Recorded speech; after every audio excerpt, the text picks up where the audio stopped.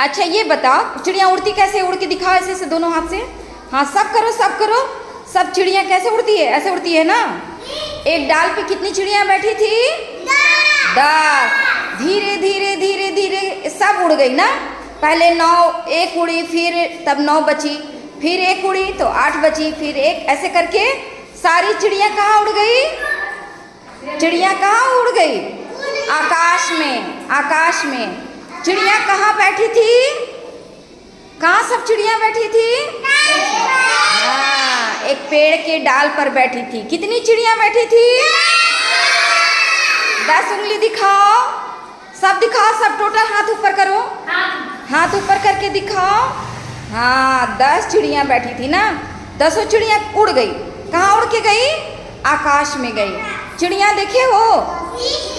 चिड़िया को पानी पिलाते हो? चिड़िया को चावल खिलाते हो?